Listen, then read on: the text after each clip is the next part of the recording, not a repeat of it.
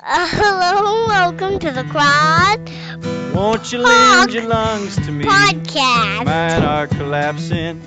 Plant my feet and bitterly breathe up the time that's passed. Breath I'll take and breath I'll give. Pray the day's not poised. Stand among the ones that live in lonely indecision. Good morning, James. Morning, Lynn. Welcome to episode 53 of the Crackpot Podcast. Thanks for inviting me. We're doing something new today, which is that somehow in the last few months or weeks, not even months, just weeks probably, it occurred to me that Skype can dial cell phone numbers. So your lack of internet connection is no longer a barrier to us podcasting. So it's removed my excuse for not podcasting, which means I will fall further behind on everything. All right, so my setup here is my flip phone is set out on a pile of books. Dear Mr. President, Fight and Rebellion, The Impending Crisis of the South, Carnival of Fury, and Shadow and Claw. I have a nice stack of books that I've been working on here, and I have my little James T. Kirk flip phone open on top of it, and I'm sitting at the desk. And that's thanks all for it coming. takes. Yeah, that's all it takes for podcasting. So I hope it sounds all right to listeners. But speaking of being behind on things, the last podcast I released, I had held on to for over 2 months, and I just feel extremely ashamed of myself for my lateness, my tardiness. So I apologize to you and to the listeners. Well, the great American, that's like the great American state of mind now, isn't it? No, please, back out of that. Don't feel guilty. Yeah, we don't want to join the rest of pale America in a perpetual state of guilt and shame. No, I don't have generalized guilt. I have guilt for that particular thing. But anyways, it's probably just part of my brain at this point. But the upside is that I did manage to publish Cracker Boy. Cracker Boy is absolutely massive volume of 107,000 words, 686 pages. It has a wealth of original source material built right into the book. It has a 9-page bibliography. I didn't count how many chapters because the chapters are quite short. So I broke the book up into larger sections, and then the chapters within are quite short, and quite a lot of the chapters are probably just a couple minutes worth of reading. There's over 130 runaway slave ads. There is a little book about Benjamin Franklin with commentary by the author James LaFond. So it's really a treasure, and I hope that people look into it and enjoy it. It was a lot of work. Well, I think it'll stop a 22 short load. I don't know about a long rifle, but it's possible body armor in Detroit, I think. Yeah. It will definitely stop a blade.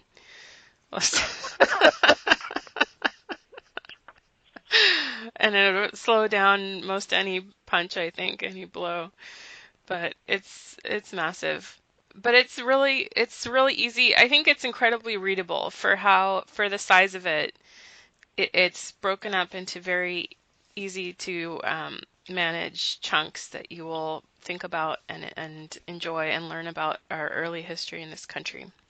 Okay, well, on the subject of Cracker Boy, which is slavery, one of the chapters there is a short review about a book written about a nice Chinese man who was sort of caught up in unfortunate circumstances and taken to be a slave when he was meant to be like a cultural guest from China to Europe. So this got me thinking that when you're enslaving, maybe you're enslaving like enemies in a war, or racial enslavement, which America did experience for a time, then it's easy to tell apart this class of people that are meant to be slaves, or at least presumed to be slaves. But how would in ancient times, let's say Athenians or Romans, who were all conquering around Europe, how would they tell slaves apart from citizens? Oh, the legacies are still with us.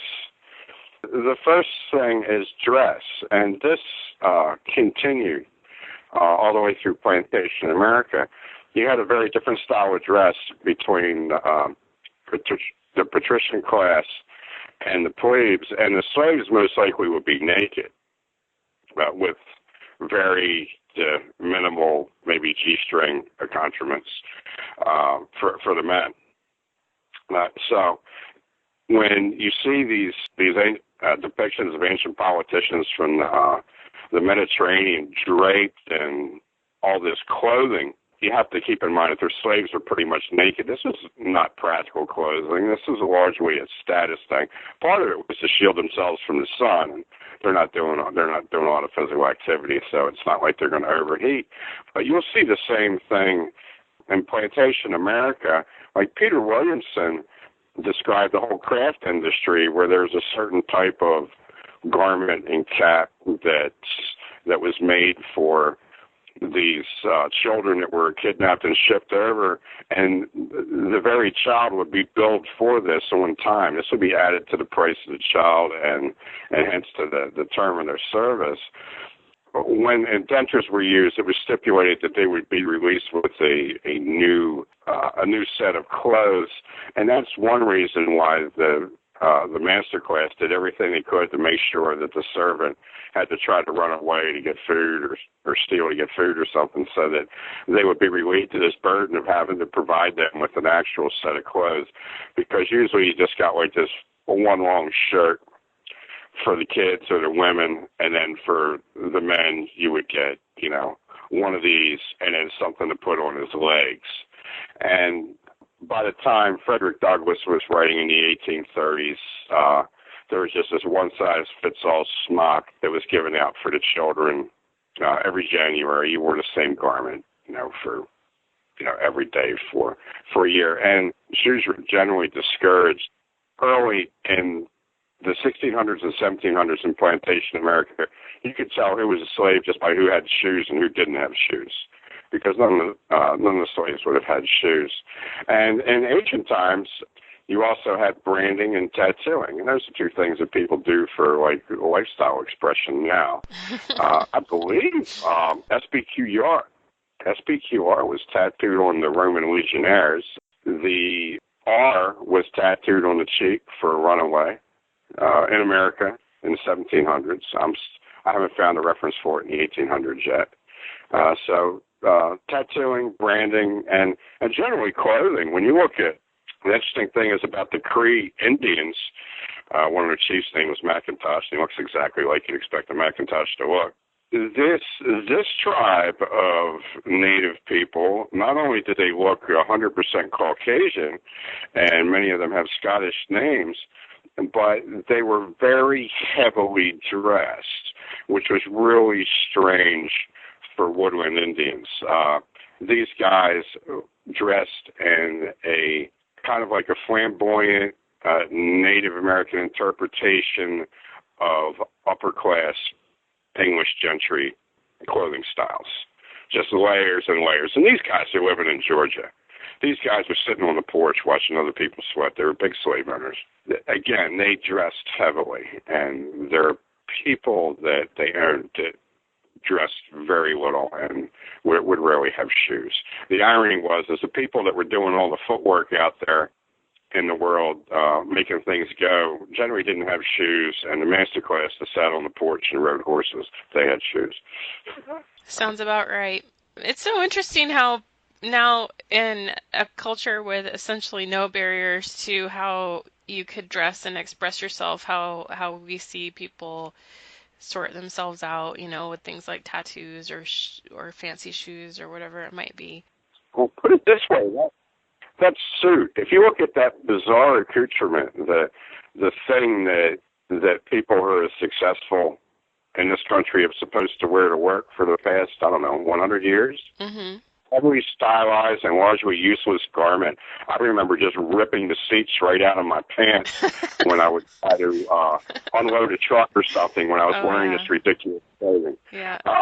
The wearing of the suit, that designates the master class. That's the legacy. Yeah. So in earlier times, you're going to look for the people that are wearing useless types of clothing, extra clothing, luxury fabrics. Be the master class. I want to say that I'm a big fan of kilts, so I think it's great. I would be great for the kilt to come back as menswear. I don't know how you feel about that, but... Oh, what's possible? I guess that's essentially what I'm doing with cargo shorts 8 months out of the year. Yeah. Kilt is supposed to be made out of wool, so it would provide some warmth and it's sturdy, sturdy fabric for work or whatever. Well, I wanted to... This is something that happened a couple weeks ago, and I brought it to your attention, but I want to bring it to our listeners' attention. This happened at the end of January. A writer by the name of Amelie Wen Zhao, who I believe is at least partially of Chinese heritage, she has written a book for young adults, and it's fiction, and it's actually, I think, somewhat... It's also like either fantasy or science fiction. It's not straight up fiction. The book was titled Blood Heir, and based on a few people's opinions who read the book, this book will never be published. And the reason is that this book deals in a fictional way with the working conditions, the labor conditions that are prominent in Asia right now, which are slavery in all but name, at least in certain scenarios. She's not allowed to publish this book in America because this threatens the narrative. Here, I'll quote, "The narrative and history of slavery in the United States is not something I can or would or intended to write, but I recognize that I am not writing in merely my own cultural context. I'm so sorry for the pain this has caused." So that what's going on here is that the memory of American slavery as it relates to Africans is preventing the discussion of extremely harsh labor conditions and human trafficking that occurs in Asia for the benefit of our consumer economy, by the way. So this is stunning to me. They didn't even have to retool the narrative. That narrative was constructed in progress. I'm reading debates between social classes in the English-speaking world in the 1600s, the 1700s, and early 1800s. You've got the top 1% of people who control publishing are arguing that only people of another race can be enslaved, that it's not metaphysically possible to enslave a member of your own race. To be a slave, you have to be of another race. They're making that argument for hundreds of years, and they're even hiring shills to write it in poetry, like this Alsop guy that wrote in 1665. And on the other hand, you had the escaped slaves that were poor people, that some of them got some literacy, like Peter Williamson or James Revel, and they wrote about their experiences. And you had in England in the 1600s or 1700s, everybody below the merchant class saw the kidnapping and sale of children as slavery. But the extreme upper class did not see it as slavery. They saw it as justifiable certitude. By being an economic failure, you deserved what you got, and the master class was only implementing God's justice. And this was excused in high Christian terms. So the construction of slavery is purely an expression of racial superiority. This was invented by the European upper class to nullify the screams of the millions of European people that they held in slavery and tell them that, no, you're not being held in slavery. You might die in slavery, but you're not being held in slavery because it's not perpetual. All right. So their definition in biblical terms was that you had to be held in an Egyptian type of bondage, that even the type of bondage extolled in the book of Leviticus that would last for 51 years was still not qualified as slavery. And the reason why he used this term slavery and slave was because it was a term of alienation. It was a term that was used by non-European people for their European slaves, and it comes from the term Slav, from the ethnic term, and this was flipped around and used as a tool to say that bondage is only unjust if bondage is only possible if it's one race holding another race. In other words, there's this whole idea of you being the property of the race, and the stewards of the race, the ones in the upper 1%, it was their job to dispose of you as productive property. So Wow. The whole African-American slavery thing, the fact that that's taught as the only type of slavery that ever existed, that was done to discount European slavery. It was going on side by side of it at the very same time. It wasn't even an afterthought in the 1860s. What happened in the 1860s, you see a lot of books that are republished that were written in the 1600s that were part of this culture war between the definition of bondage. And they were resurrected by academics, and they were stamped as the only history written, when really they were just the upper class portions of the history that were then data mined and then brought forward as the only history. So this Asian woman is, I think she's done us a great service. So you have the same term that was used to nullify European slavery is now being used to nullify Asian slavery. It was crazy that you had Asian slaves here, too, during that time. You know what? They called the Asian slaves, they called them Negroes. Wow. The people from India and China, they called them Negroes. Oh, man. Just to classify them. Yeah. But these guys were the ones that made it to court because a lot of them were literate. They were able to get their bondage overturned and nullified in the king's courts because the barrier was purely literacy. Anybody who was literate could be their own lawyer. And it's a semantic battle anyway. I mean, it's, are you a servant or are you a slave? We have these two words that go back and firmly towards the King James version of the Bible, where we distinguish servants from slaves and the Levitical law and this kind of thing. But as you say, the people who write about their own experience, they call themselves slaves throughout. Yeah. Yeah. Yeah, it was, the slavery was a term you used if you didn't agree with your bondage.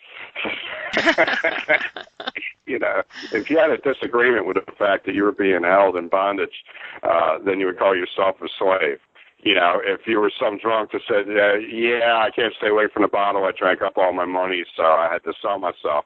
Well, then you could call yourself a servant, because then that's at least putting yourself up a social class higher. Right. So when you got to the point where you only had African people being held in bondage in this country during the last couple of decades of plantation America, the people in the house would call themselves servants, and the people in the fields would call themselves slaves. So they still draw that distinction because people like to distinguish from those above and those below. I think that's one thing that people don't always catch on to, especially we've already begun the 2020 presidential race. There's a whole lot of Democrats throwing their hats in for the primary, and we see a lot of talk about, really, we're getting like some really true socialist talking points coming out from Bernie, and there's a Chinese. But anyway, the point is that it's so easy to try to drum up animus against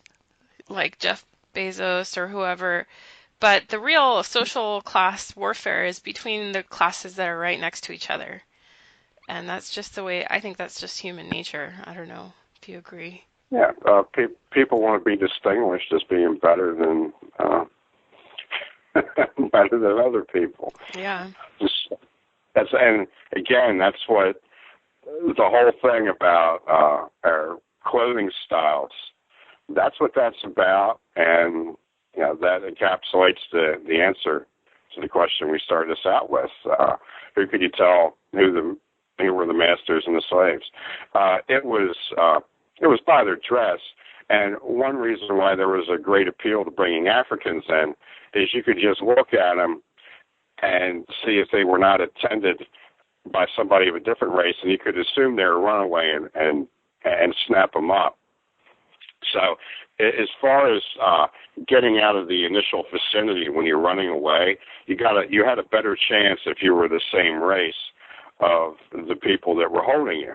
And this accounts for a lot of the stolen clothing records that we see in Cracker Boy. This is why you're stealing clothing, so you can look like one of these overdressed rich people and get by. Some of it was probably survival, too, because the winters would be so cold. But that initially, nobody was really held behind bars. This is all free-range slavery.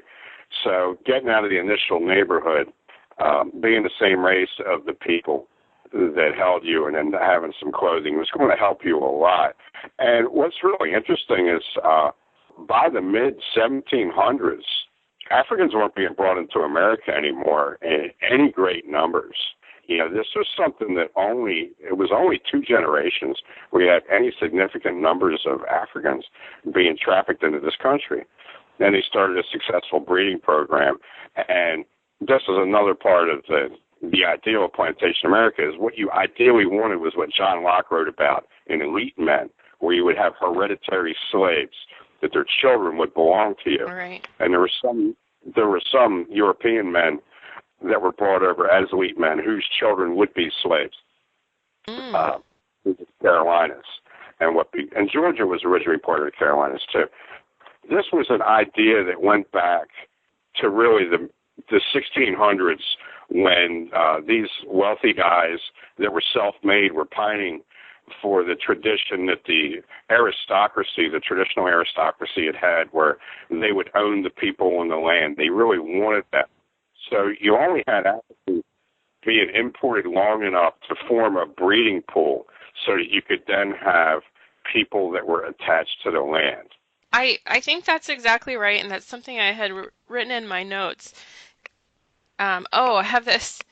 The other thing I discovered editing Cracker Boy was this university project called Freedom on the Move. And this is sponsored by Cornell University and University of Alabama, University of New Orleans, University of Kentucky, Ohio State University.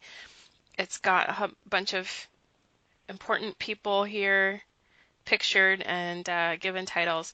And so this is a database which has been in progress for at least 2 years based on... I used an article extract from it, right? I was never able to get on the database, but No. I used an article that somebody sent me that was extracted from the database about a runaway that belonged to Jackson, and he wasn't an African man. He was a mixed-race man. Right. So this is Jeremy Bentham found this article in the Washington Post, and it's included. Your response to that is included in Cracker Boy. And so I thought, okay, let me learn about this database. Well, of course, what they highlighted in the Washington Post article was that our president, Andrew Jackson, was a slave owner, and he ran an ad in a newspaper for a runaway mulatto, I think it was.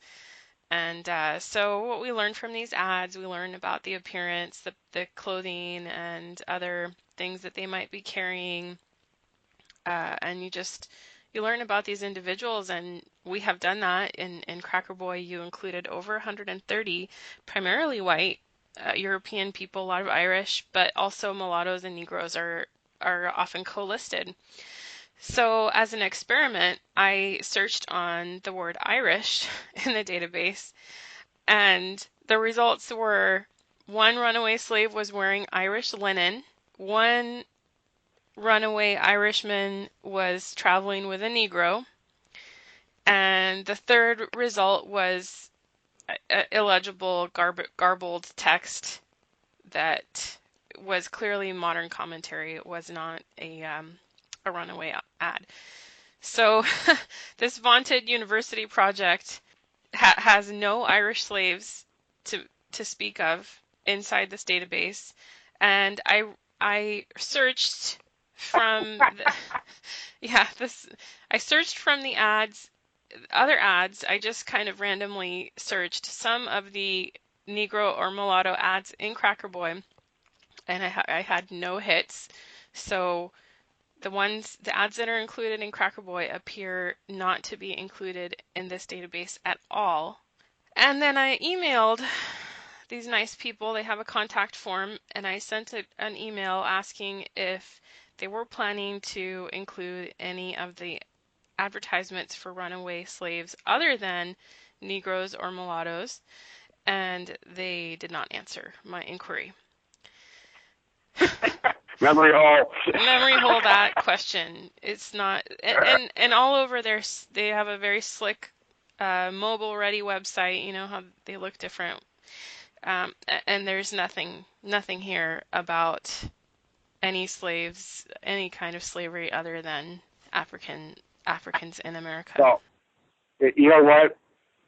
Even when they tried to eradicate the idea of people being held in slavery that weren't from Africa, they can't do it because of the very the co-listed ones. Because the one drop rule. Because that mulatto guy, he's by definition at least 50% European. Right. Okay.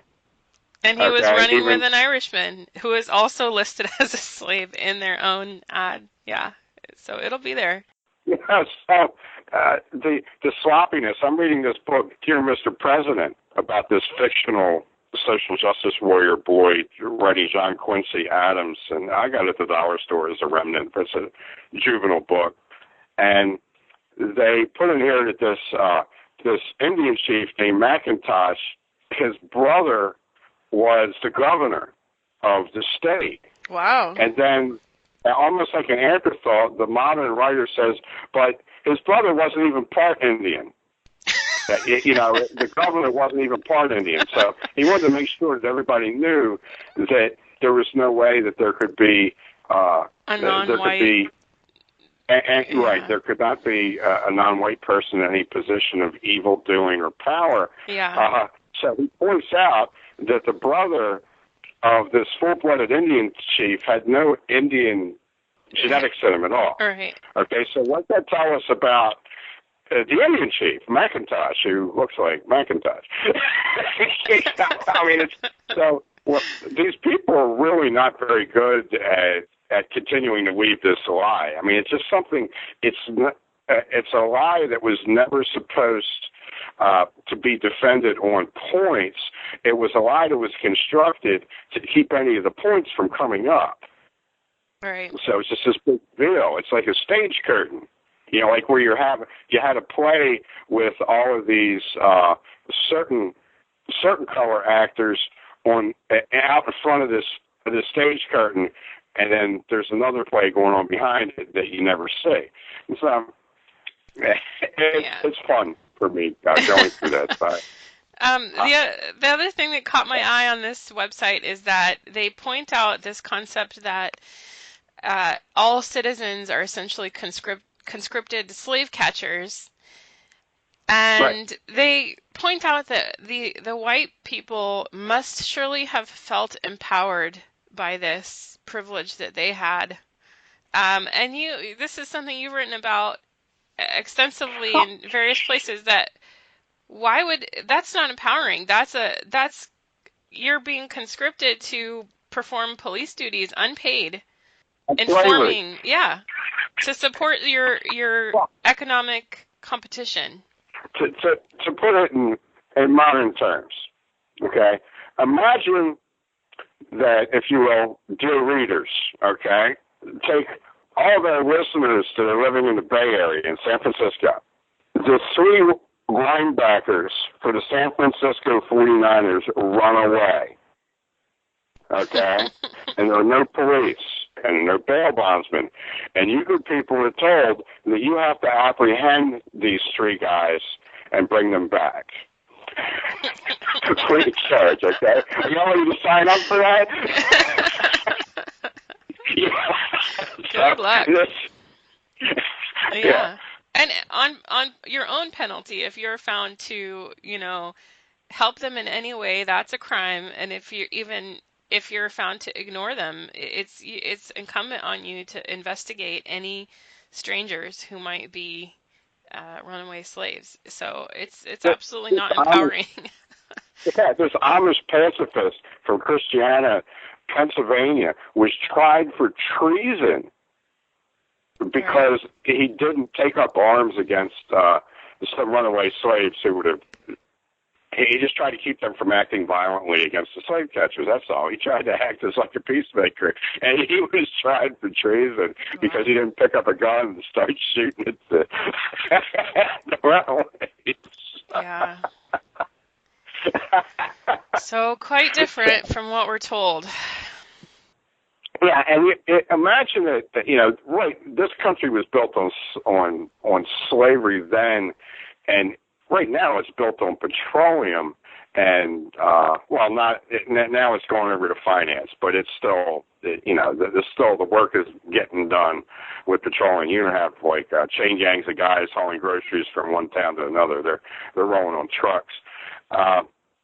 It's petroleum and also foreign labor in terms of our manufacturing having been outsourced to Asia, and a great deal of manual labor being performed by legal or illegal immigrants from Central America. People that are, amputees in Bangladesh and so on, being forced to make our little hats and everything. Right. But so you have layers, just like you have coinage, and then you have paper currency, and then you have, paper checks, and then you have electronic money, and all this stuff is layered through the economy. We still have servitude. A lot of our sex in this country is being provided by slaves. Yeah. This stuff is layered through the economy, but kind of the point of our economy has been, in my lifetime, has been oil. This country's gone to war for oil. In terms of actual man hours of labor, absolutely. If and when the era of cheap energy ends, there will be a return of just outright slavery. I'll be on record saying that.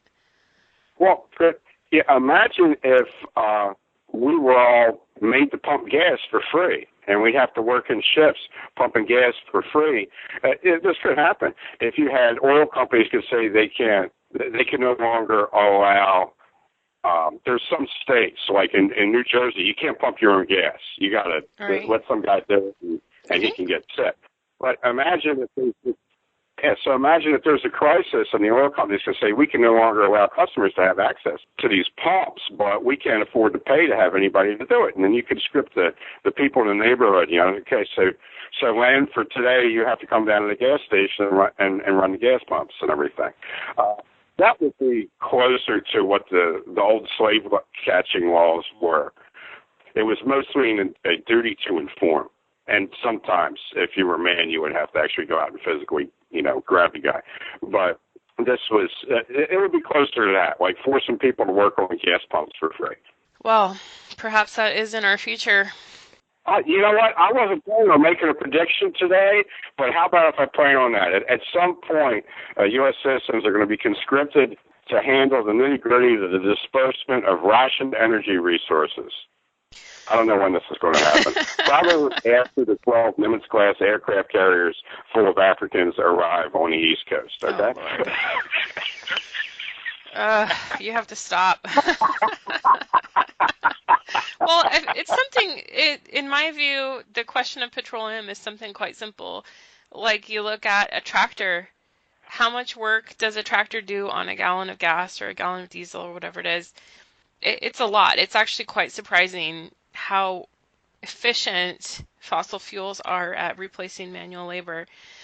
And if and when that changes, things will change very drastically. I'm not like an eco-apocalypse kind of person, but people really, I grew up in a house that would lose power very frequently, strangely enough, in the 20th century. So people do not appreciate how much the work the electricity is doing for you, really, just in your day-to-day life, including bringing water to your house. Okay, the water doesn't get to your house by magical fairies. It has to get pumped over to your house. So anyway, that will be a dark day. Always told me that the lash is always coming back, okay? Yeah. But it never left. Tell the listeners about the 2 European babes who have their own clothing line of slaveware. Yeah, there is a clothing line called cárcel. That is the Spanish word for jail, cárcel, like incarcerate. And, I can't remember now if they're Dutch or Danish or there's some kind of privileged. It was a Dutch babe. I particularly remember the mental picture of this Dutch babe standing over the Andean slave in the Bolivian prison. That's right. That's right. So it's actually, I think I made a mistake. It's a prison in Peru, Cusco, Peru, and then they have one in Thailand. And so these lovely ladies have created this company which uses luxury fabrics. In Peru, they use only the finest baby llama wool. And in Thailand, they use silk, fine natural fibers. Their designs are quite plain. I have to say that these are designs that could be worn in prison because they are just kind of oversized, and there's no embellishments, there's no beads or embroidery or anything like this. It's just kind of boxy, oversized, and plain sweaters and jackets and skirts and things. But they're made out of luxury materials, and they sell for, let's see, the prices are in kroners, but I worked it out that, for example, this wool sweater sells for something in the neighborhood of $500. Okay.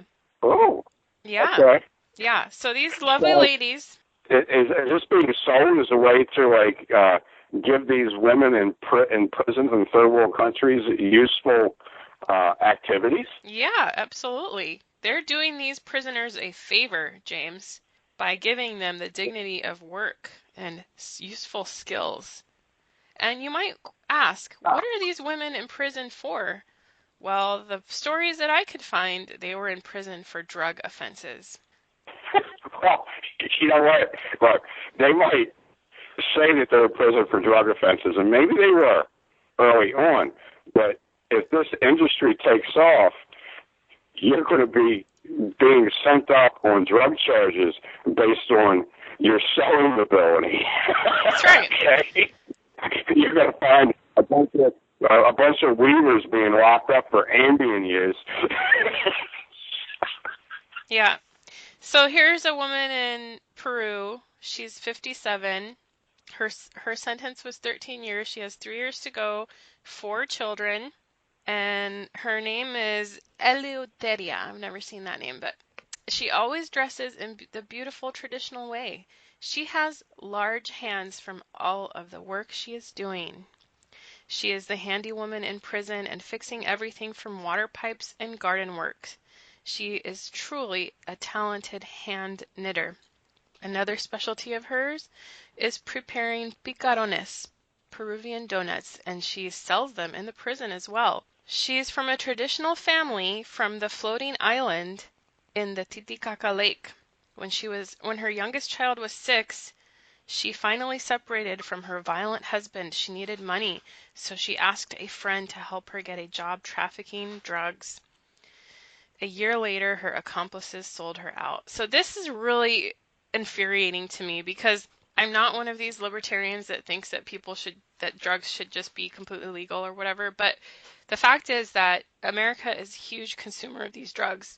Think about that the next time you go out for a party, okay, that some Peruvian lady is working for you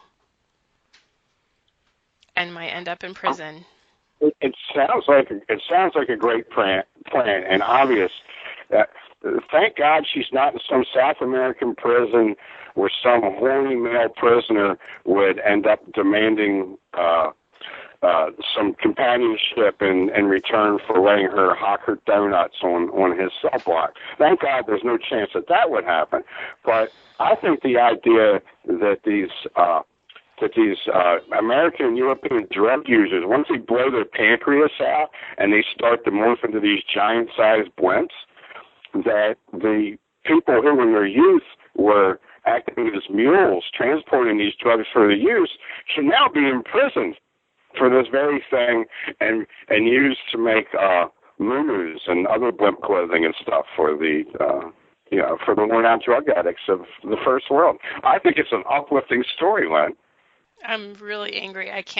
We need to change the subject because Okay. I can't handle it. I was having a good time. I'm sorry. No, I mean... Go on. Next subject.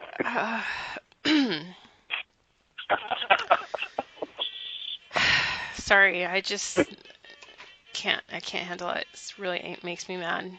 Next subject.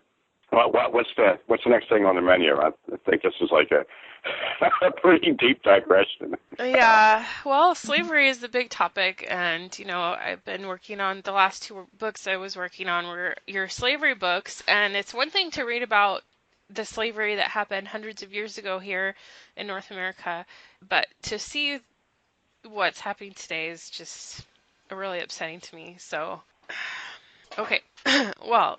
So let's talk about whips. Whips in my world used to mean work in progress when I was working. Yeah.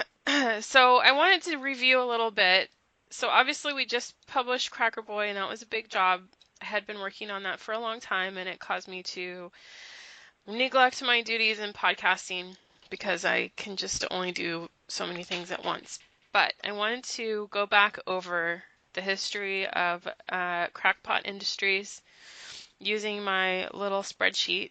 That was the first thing that I did because you asked me if I could help you organize your books and how many books you had and that kind of thing. So I did, and then only after a while did I start editing. So in 2017 I edited 2 books, Masculine Axis and Autumn in a Dying City. Yeah, it was banned in the press. It's available as a Kindle, but you can't get it as a print book. Right. Autumn in a Dying City was banned and instantly, I guess, just never available as a print book. It's a Harm City book. It's quite mysterious to try to understand what was offensive about this book. But, there's an article out right now that I haven't read, but it's about the miserable lives of the Facebook censors and how some of them go native, like they spend all their time watching videos about why the earth is flat, and these videos are meant to be censored. But then after a while, some of them end up believing that the earth is flat. So anyway, so there's somebody out there who censored your Autumn in a Dying City book, and it's one of these miserable people who I guess I can't really be angry, but maybe I should read the article. Some guy that's chained to a school desk in Bangladesh. Right. No, actually, these are like premium jobs in Silicon Valley, and you have these people, men, women, I don't know, who they go native. You have to really be careful because these videos are persuasive, and so this was banned way back in 2017, end of 2017. So it's out there in Kindle, but I recommend that you maybe wait because we're going to do Autumn in a Dying City and Barbarism versus Civilization as hardcovers for special order. So as always, please be patient with me. 2018 was the first full year of work in Crackpot Industries. We also started the Crackpot Podcast that you're listening to in the middle of 2017. So that was good. And I made this magnificent spreadsheet that it's only for really discerning people understand the benefits of spreadsheets. So it's not available to the public. But in 2018, I edited and published 7 books. Those are all still available for a grand total of 331,000 words. Okay? Oh. Let the World Fend for Itself, a delightful book about a true life Baltimore character called Big Ron. Hey, we never managed to interview Big Ron. We're going to arrange it. It will end up happening probably at the Raven Inn in Baltimore. All right. Now that we can do it on your cell phone, we have more options to it. We could try it on speakerphone, see how that works. That's right. So that will happen. this year. It will happen in 2019. Look out for that. Big Ron. Okay, Son of a Lesser God. This is a small volume, but it's really quite lovely. It's about Ishmael, your friend Ishmael in Utah, and his father. Then there was Shelters for the Self, a very interesting book which came from a World War II diary of a Japanese petty officer, second class.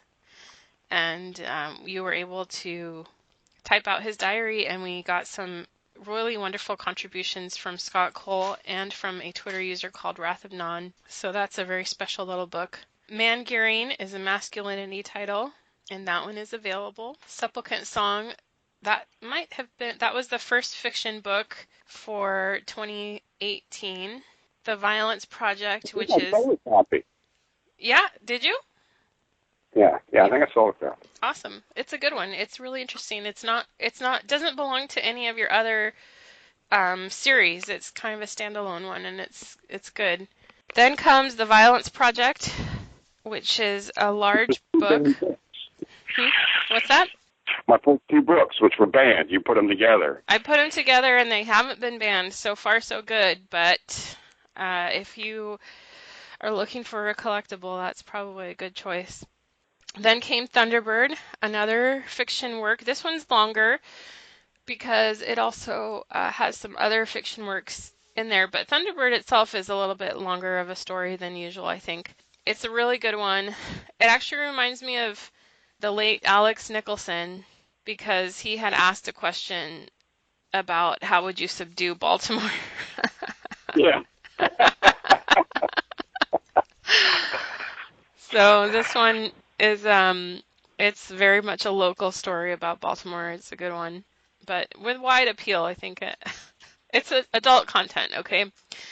And then Cracker Boy is the first title of 2019, and that one clocks in at 107,000 words, so that's already a third of last year's word count. But the work for that one has been stretched across 2018 as well, so...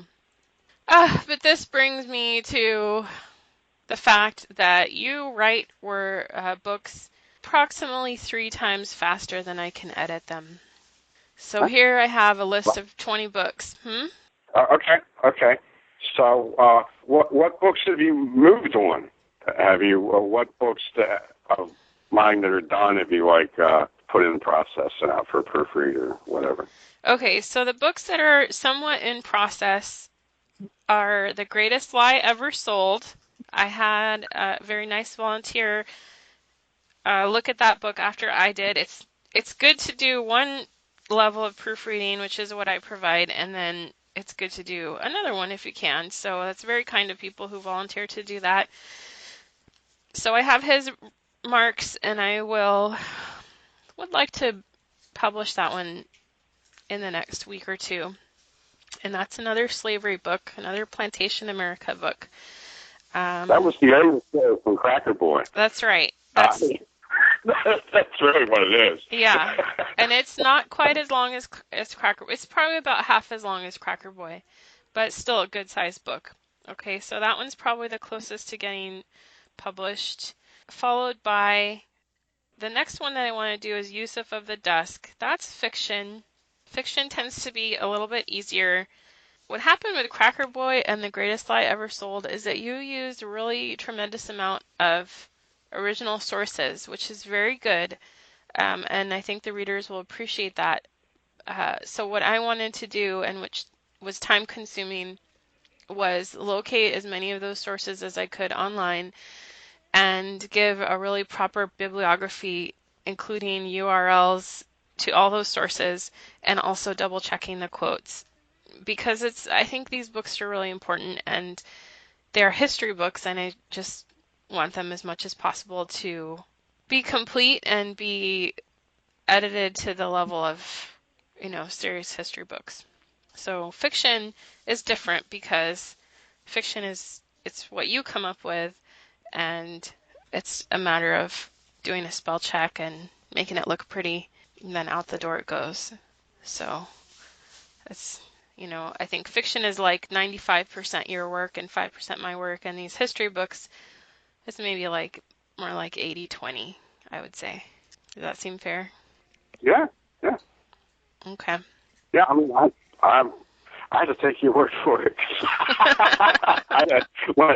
When it's done, other than you sending stuff back to me, what about this quote or whatever, I don't know what's going into it. And I don't even see these books when they're done either. All right. It's kind of a weird process here at Crackpot Industries.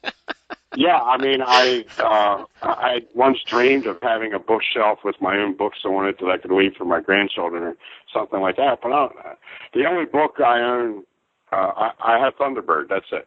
Yeah, because I have to carry books around with me, so I can't own more than 20 books at a time. I know I can tell you that for Cracker Boy, after I got done writing everything, it took me, I think it was 18 hours.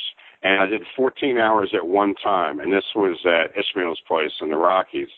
So it took me somewhere between a half a day and a day of straight work to just get the text arranged and try to sort out my biggest goof-ups. So, I was literally just like chunking it together. So in grocery terms, it would just, what I did would be like just wheeling the pallet out on the floor and dropping it. And then you had to sort it out. So, That's interesting. I'm glad you spent the time on it.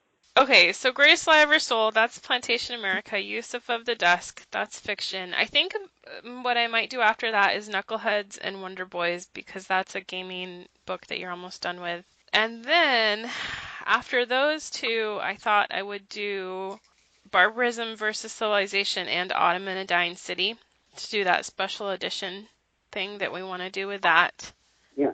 And then after that, I don't have any particular plans because I'm sure they will be derailed anyways. Oh, actually, I'd probably like to do Under an Iron Crown sooner than later also. I'll email it to you tomorrow. Okay. I just got done reading it.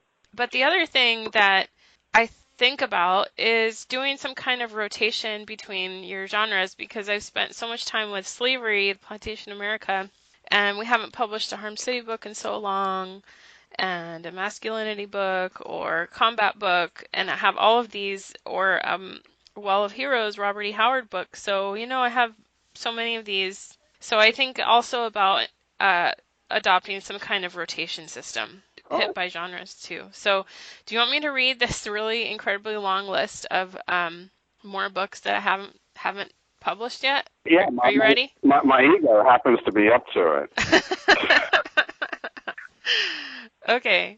The Island of Broken Men. I'm going to read this list from the bottom to the top. This is from your How Many Books Are You Writing post. This is the one that gets updated, and readers will see it occasionally popping up, and it gets updated. So is that agreeable? I'll read from the bottom.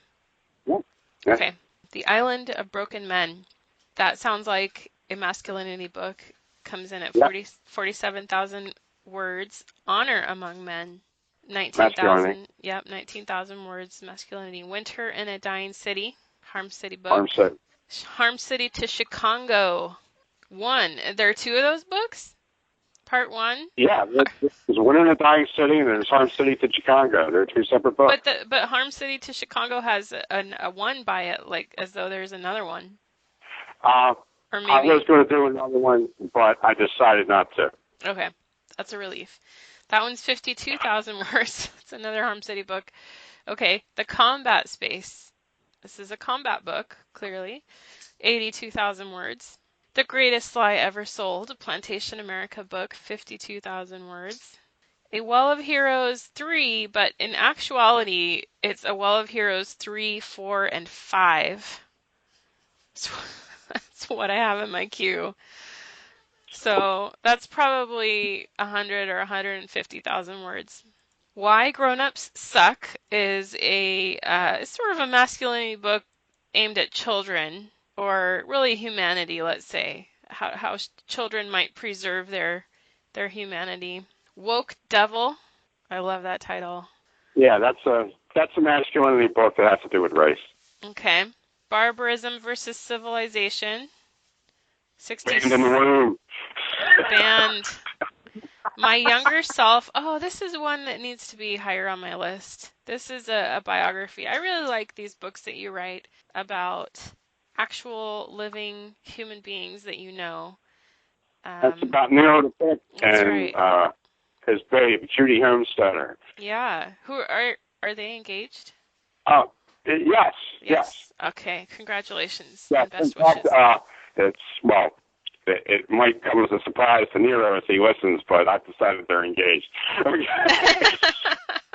Oh, I thought it was official. Okay, well, I hope I haven't hurt anybody's feelings.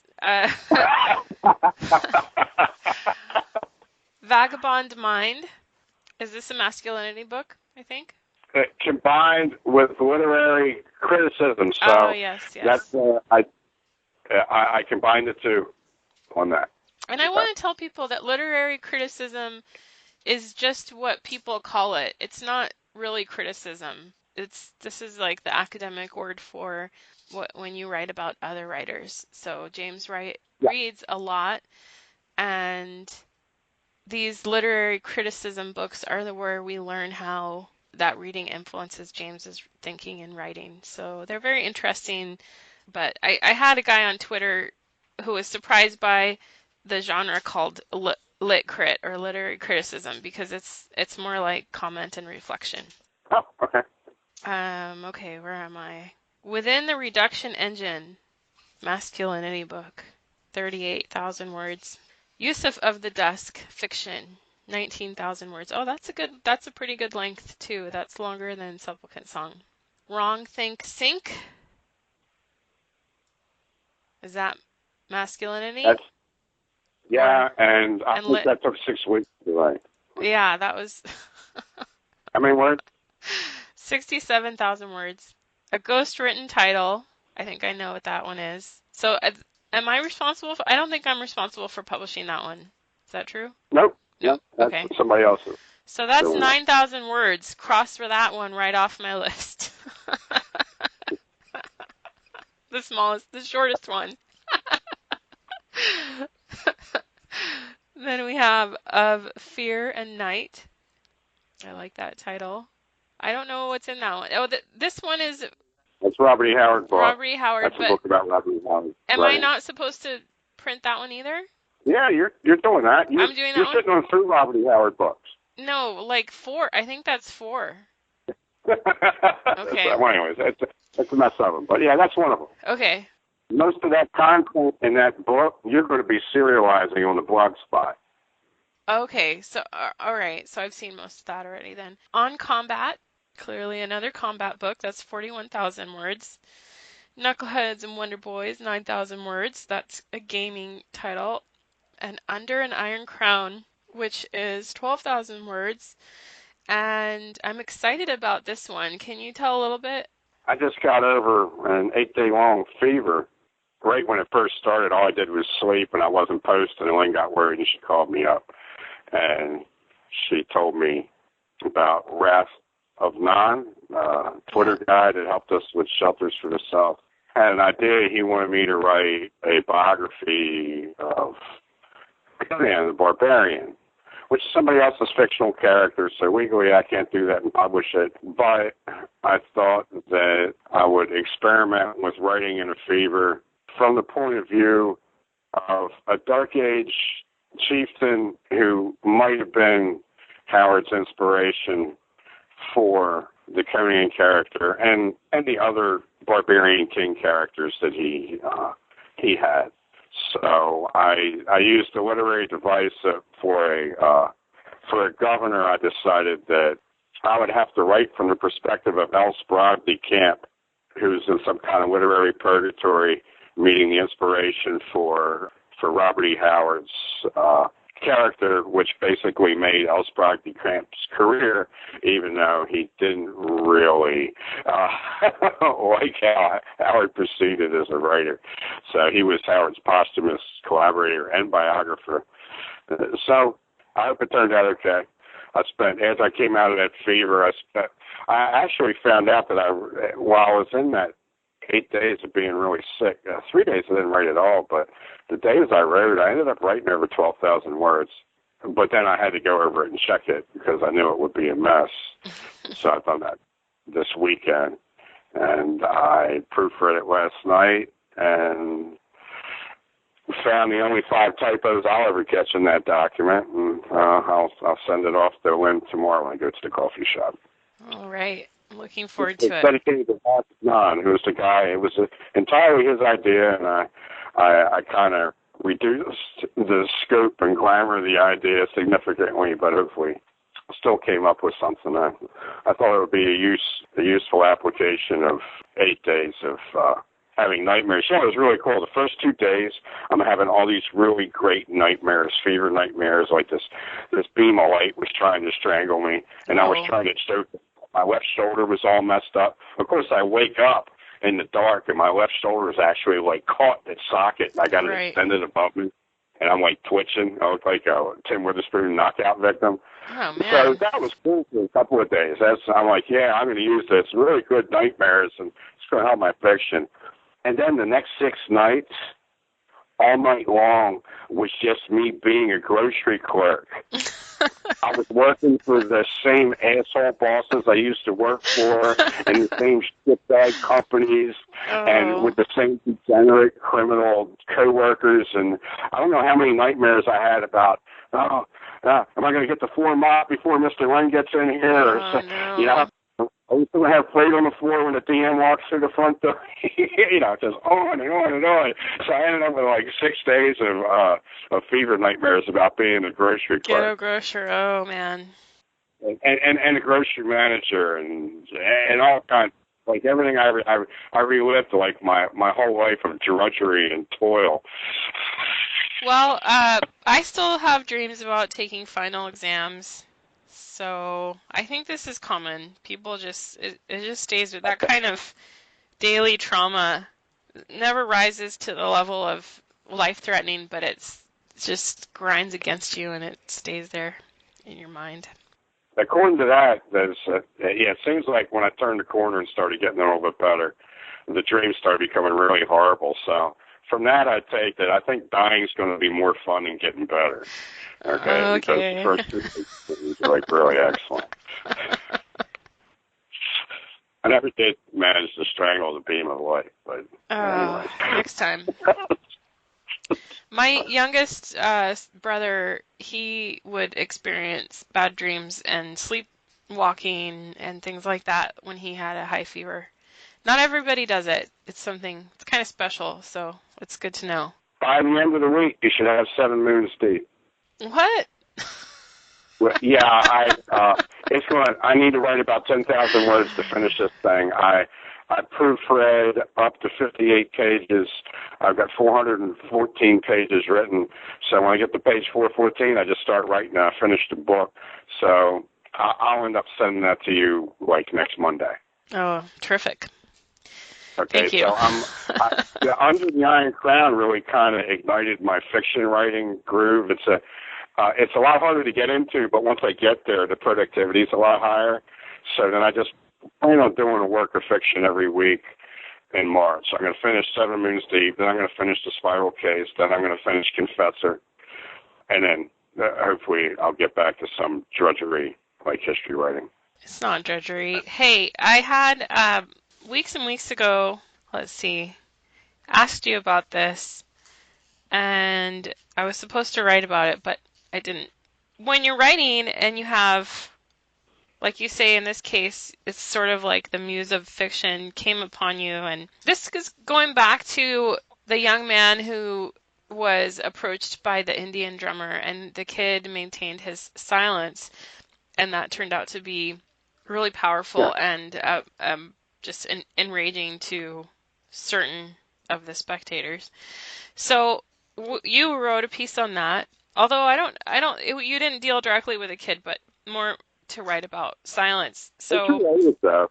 People with a high time preference fear silence, and silence that's where you create. Okay, if I spend any time talking about the writing project that I'm working on right now, I won't write it. So I keep that bottled up. I won't talk to anybody about it.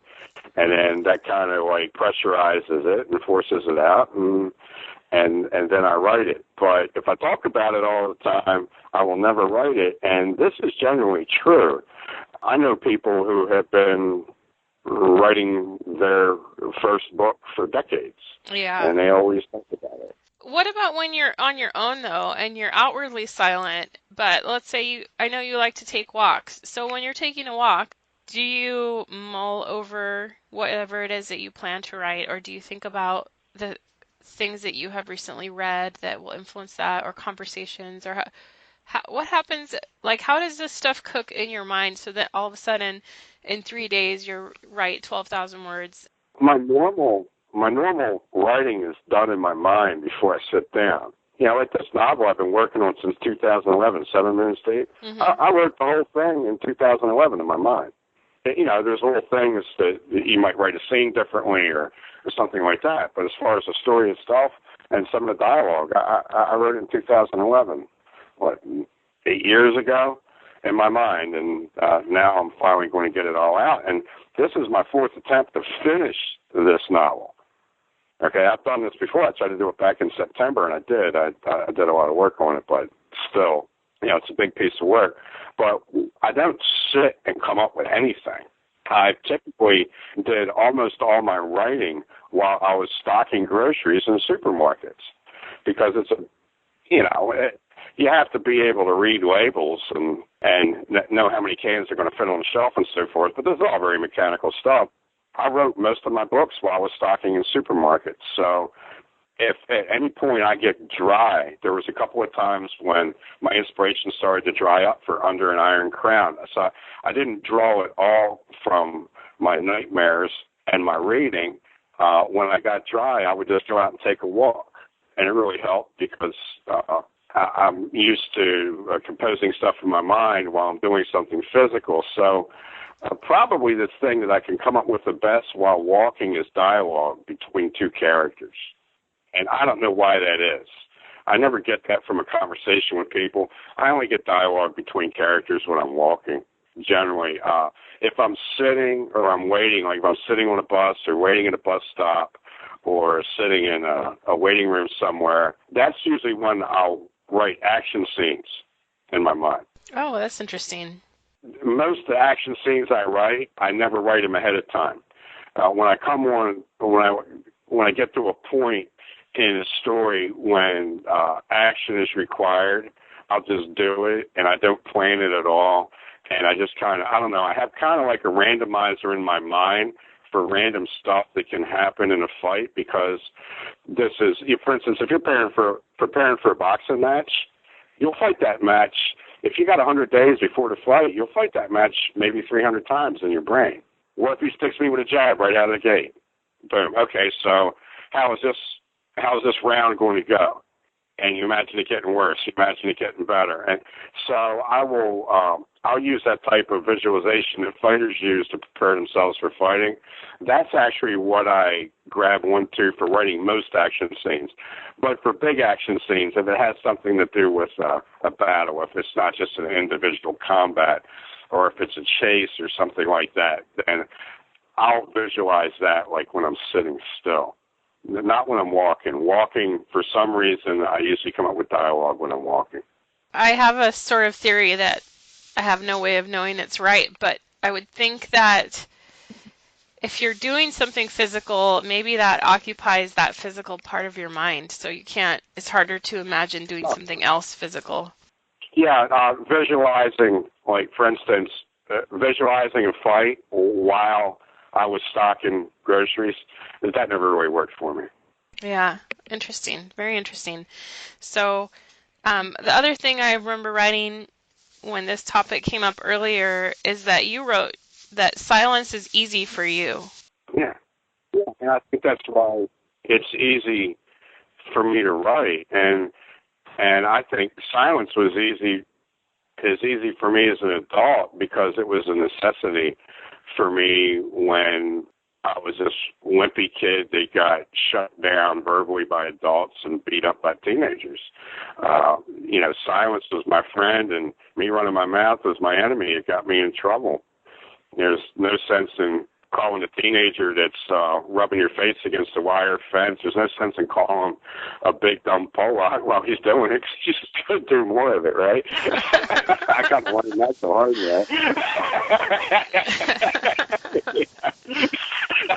But I think that there are many people for whom silence is not at all easy, or they're Writing just will be difficult for them. yeah. If silence is not easy for them, writing will be difficult for them, I think.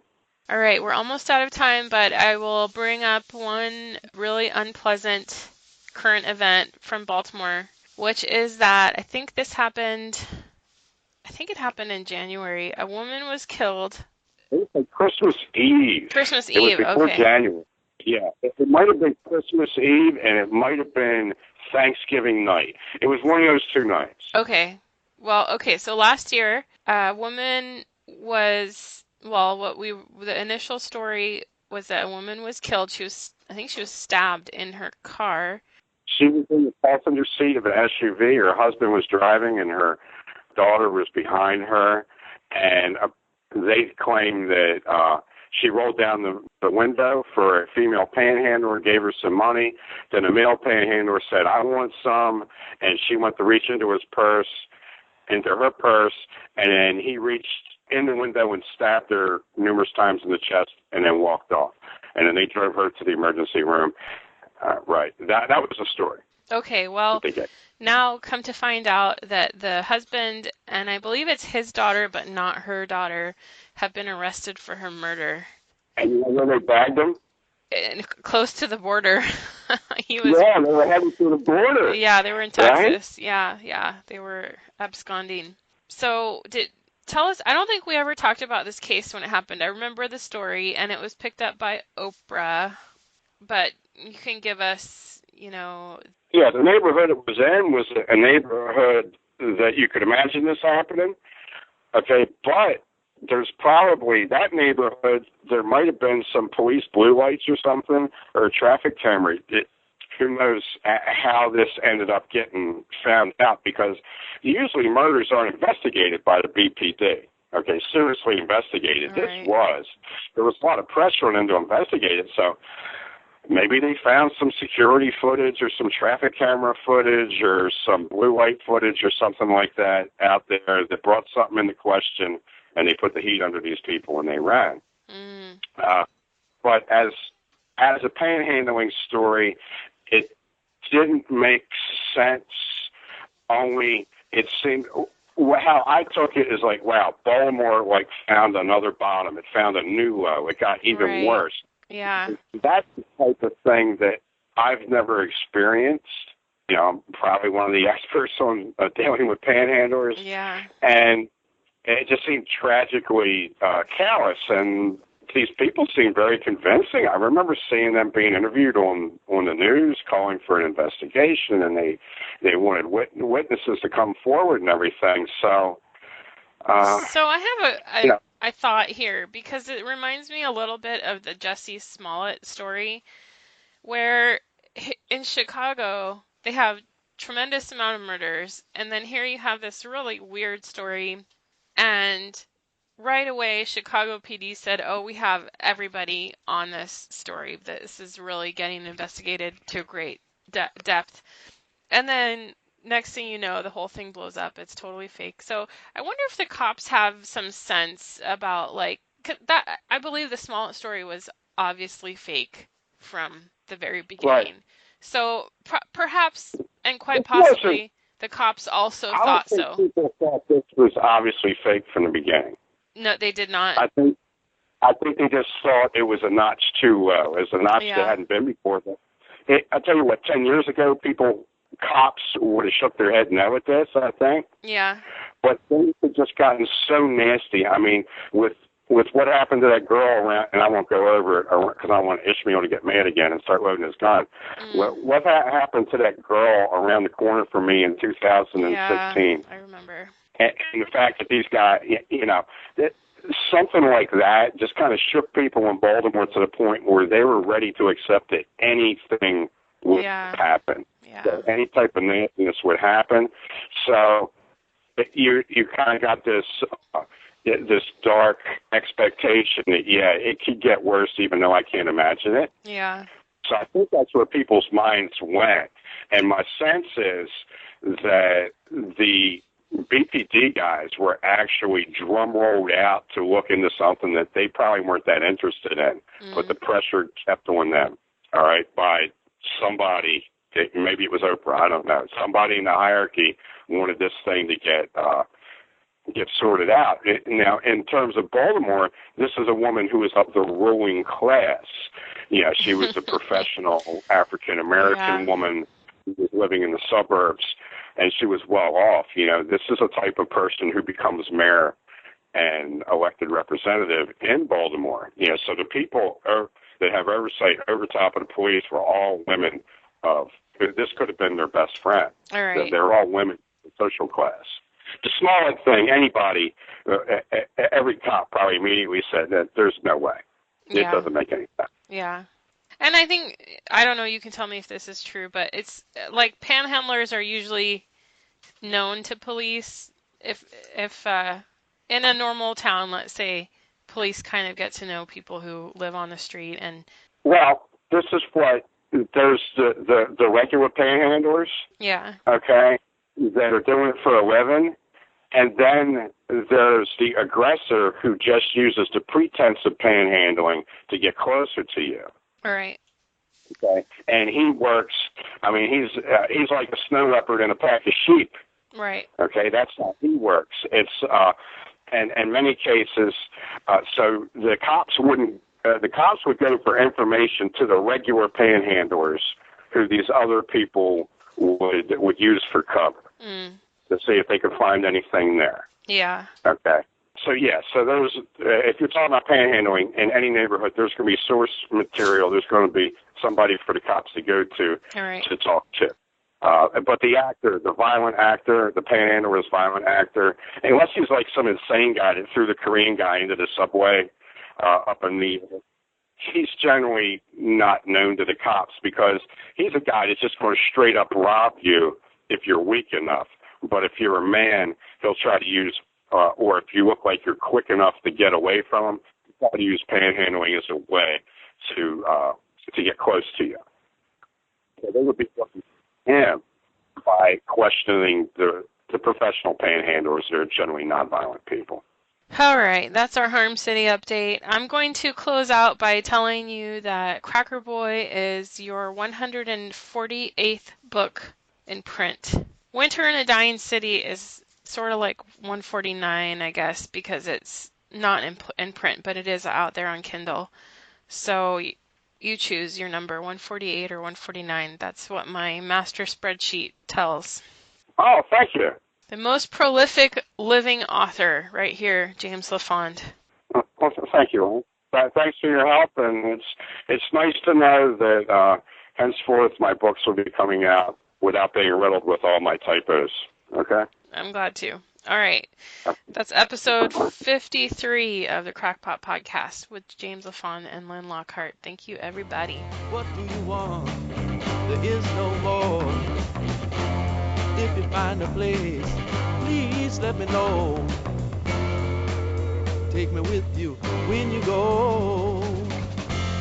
Take me with you when you go. Take me with you when you go.